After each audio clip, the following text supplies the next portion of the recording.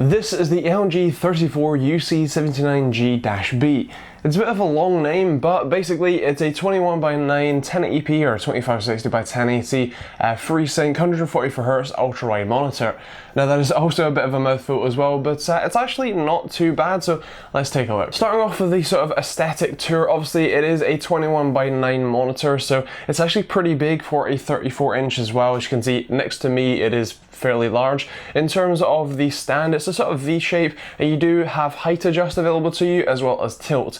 No rotational, movement, but of course you can just physically move the monitor for that one. And on the back, you will notice that there's a lot of glossy plastic on the bottom, but overall a nice aesthetic. And in terms of the rear I/O, you have 2 HDMI ports, 1 display port, as well as the DC in and a few other bits and pieces. On the bottom of the monitor, there is a little nipple. Yes, that's what it's called. It's sort of like a hat switch, and allows you to basically maneuver the menu system. It's the only button and setup you will find on the monitor, and the menu system itself does have a few options. You have a central based menu where you can change the game mode and options like that, or you can choose to go to the main menu, which is on the full right hand side of the screen, and that one covers a couple of options, although it does seem a lot more limited than most of the monitors that I look at. When it comes to the panel itself, as I said, it is 2560x1080, which for a 34-inch ultrawide monitor is actually fairly low pixel density. You're often going to find that the 1440p variant of this or anything else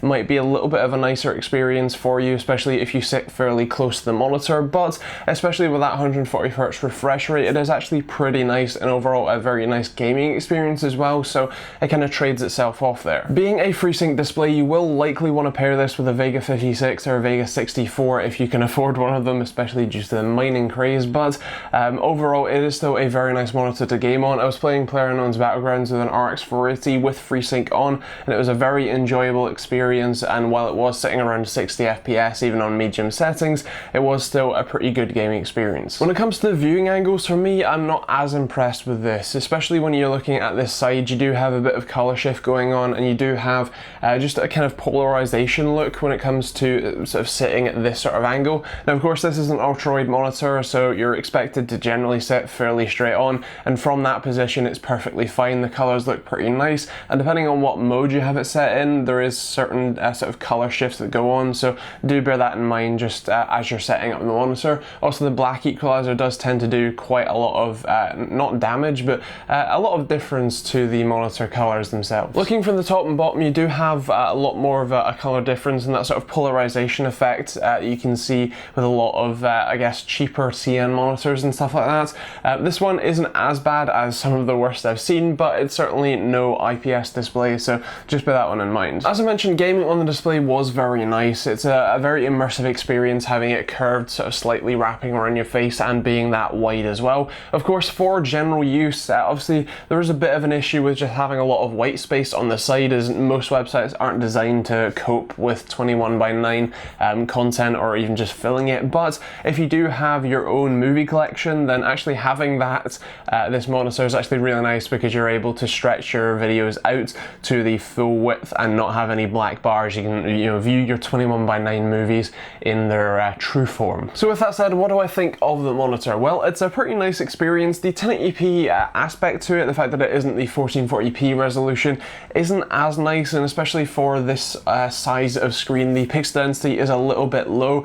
Personally, I do prefer the 1440p models, but the 144Hz refresh rate does make a compelling offer, especially if you are planning on using this as a gaming monitor. Also, the price tag for this isn't as high as the 1440p models, and especially compared to even some of the 1080p G-Sync models as well. It's nice to see that this isn't a $1,000 monitor like a lot of the other ultrawides. When it comes to scoring, this monitor is going to get a 4 for value for money. It's also going to get a 4.5 for performance and a 4.5 for functionality, with I think a 4 for styling and I think a 4 for TechteamGB score with a Gamer Approved award.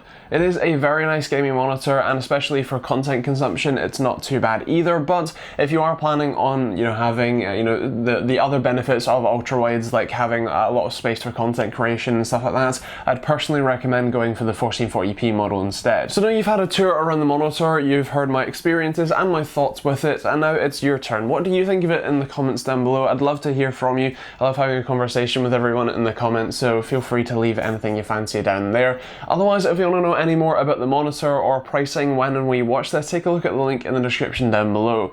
I'll also leave links to Amazon and Overclockers UK so that you can support the channel and help me make these videos on a Monday, Wednesday, Friday basis and keep this being my full-time job, which is kind of crazy, but still pretty awesome. Otherwise, if you are interested, there will be some other videos over on that side of the screen for you. And of course, if you're new to the channel, feel free to hit that subscribe button for more videos on Monday, Wednesday, and Friday as well. And otherwise, that is pretty much it. There are a few other links down there if you want to support me in other ways. And otherwise, we'll see you all in the next video.